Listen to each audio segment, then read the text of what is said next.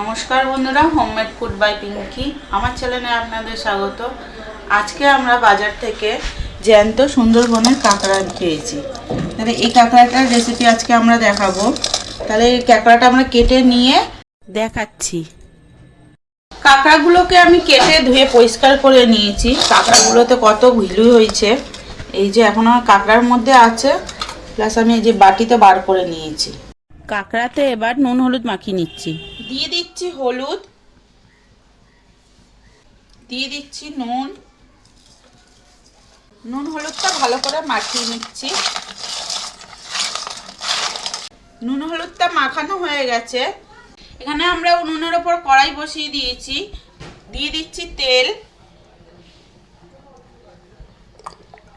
এখানে কাঁকড়াটা রান্না করার জন্য আমি সর্ষের তেল ব্যবহার করছি। তেলটা গরম হয়ে গেছে, এবার কাঁকড়াগুলোকে দিয়ে দেব।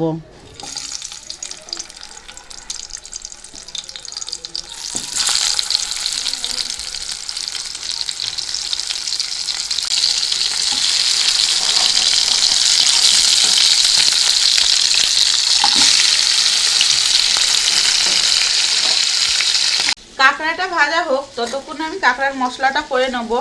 এখানে নিয়ে নিয়েছি আদা, রসুন, পেঁয়াজ আর একটা গোটা টমেটো।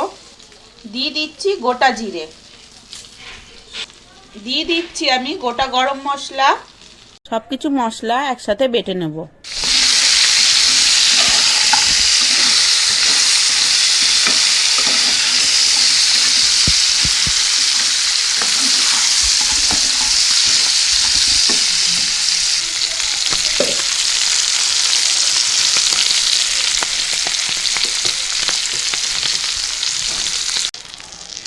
এখানে কাঁকড়াগুলো ভাজা হয়ে গেছে, এবার তুলে নেব।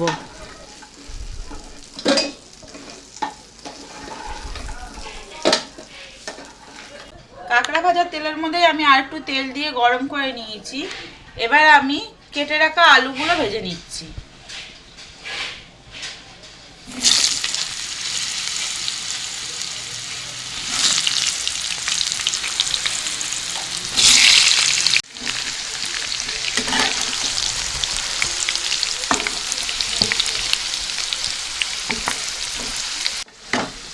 আলুগুলো ভাজা হয়ে গেছে, এবার আমি তুলে নিচ্ছি।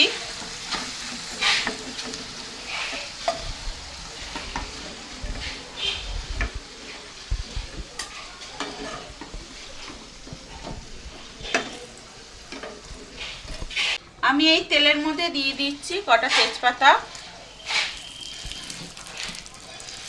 এবার দিয়ে দেবো এই বেটে রাখা মশলাটা।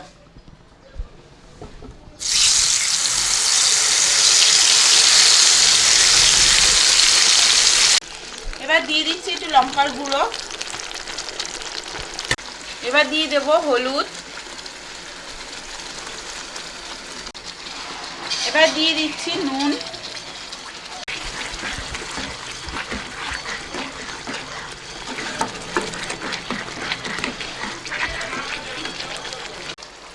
এবার দিয়ে দেবো সামান্য একটু চিনি। সব কিছু দিয়ে মশলাটাকে ভালো করে একটু কষিয়ে নেব।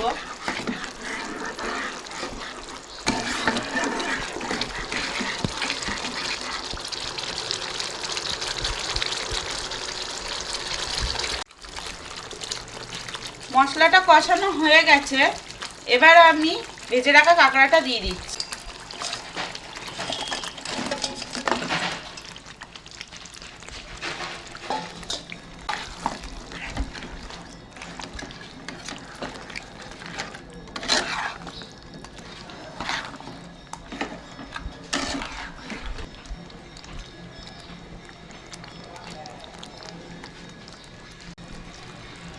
এবার আমরা যে কাঁকড়া থেকে ঘিলুটা বেরিয়েছিল, ওই ঘিলুটা দিয়ে দিচ্ছি মশলার মধ্যে।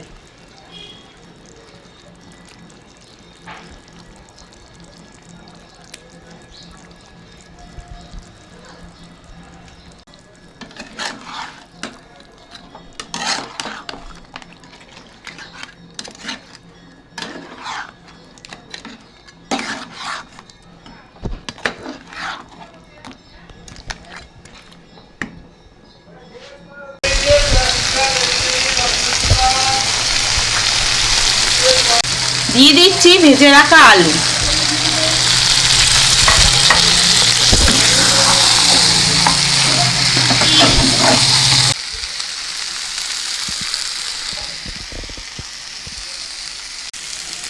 কাঁকড়ার আলুটা কষানো হয়ে গেছে, এবার আমরা জল দিয়ে দিচ্ছি।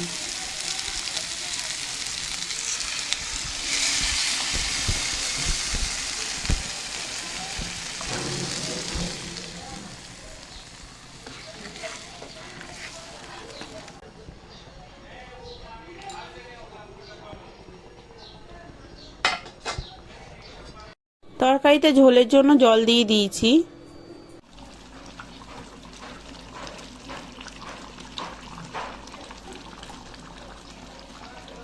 খুলে দেখে নিচ্ছি তরকারিটা।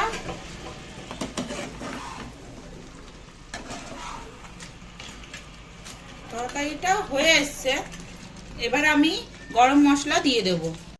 এবার আমি দিয়ে দিচ্ছি গুঁড়ো গরম মশলা।